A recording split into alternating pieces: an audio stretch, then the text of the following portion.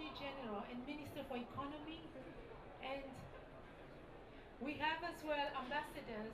Public-private partnerships. With further ado, Dr. Rodolphe in coalition of Paris, because it is that coalition which has a level of financing of roughly 650 million. It's a blended, bring a sense of urgency and a sense of commitment to find results in dealing with this. That has now existential threats for its survival. Highlight the regional organizations, because that would be fundamental mention. And I'll just ask the team leader to say a few words. I think I'd like to pick up on the fact about the blended finance approach, because obviously for the implementation of the Paris Agreement, we have our respective NDCs. In Fiji's case, we made a commitment to reduce our carbon footprint by 30% by 2030, which includes investment in renewable energy, energy efficiency, and investment in our transportation sector.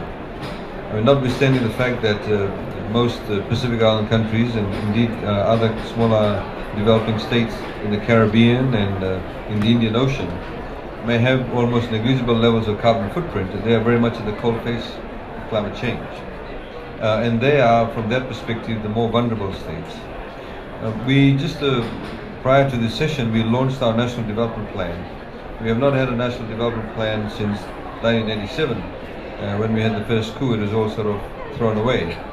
We've now, of course, embarked on a 5 and 20-year development plan.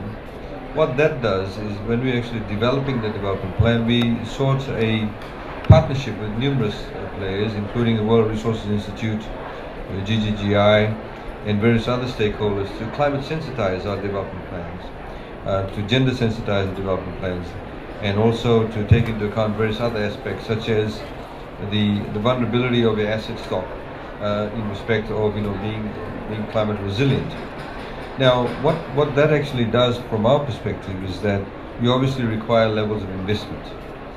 Now, to attract investment, as has been highlighted by the former ambassador to the Pacific, who was based in Fiji, smaller states, of course, have a lot more difficult situation in terms of attracting private sector investment, because private sector investment obviously is always very keen to go into large populated countries where they do have the economies of scale. So the countries in the smaller states obviously need to become a lot more innovative. They need to have, as rightly said, a blended finance approach to be able to meet your NDC targets, to be able to ensure that you build resilience into your infrastructure. And in Fiji's case, one classic example of blended finance approach is just signed a couple of days ago. We have approximately a $405 million US dollar project into our water systems and waste management systems in the greater Suva-Nosori corridor, which is our capital city area. Approximately a third of our population lives there. Now, the funding from that $405 million project actually has come from European Investment Bank, the Asian Development Bank, the Green Climate Fund, and of course by the Fijian government itself. So these are the kind of approaches we do need to take, and we believe that's the best way to go. And we've also been, and I'd like to sort of flag this again, that we are the first emerging economy to issue sovereign green bonds. We are the third only in the world after Poland and France. It is a modest sum compared to the private sector issues. It's only 100 million Fijian dollars, which is about 50 million US dollars. And we were oversubscribed in the first tranche. On the 1st of November, we had the first issue. And in that, what we saw was that for the first time, we actually found commercial banks that actually participated in the tender. And as a result of that, we were oversubscribed. So I think the opportunity lies in being a lot more innovative, to be able to approach partners that traditionally would not participate in that space, and to be able to ensure, I think last but not least, that you actually have transparent processes around all of it all.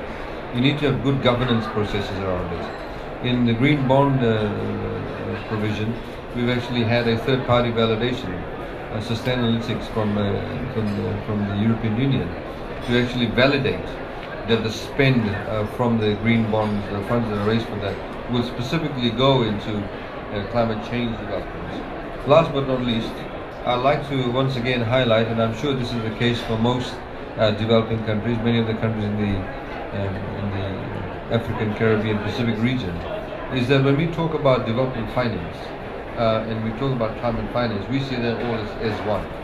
You should not have the demarcation, that kind of dichotomous approach to finance. Because for us, you need to be able, when you talk about development projects, you need to have funding for them to ensure that it's also climate resilient. The vulnerability, of course, for us is a lot greater. In development and climate finance actually equate to the same thing. So that would be my introduction. Thanks. Your Excellency, I would have Mr. Roberto Ridolfi, Director General, Ambassador of Kenya. Welcome, sir. And standing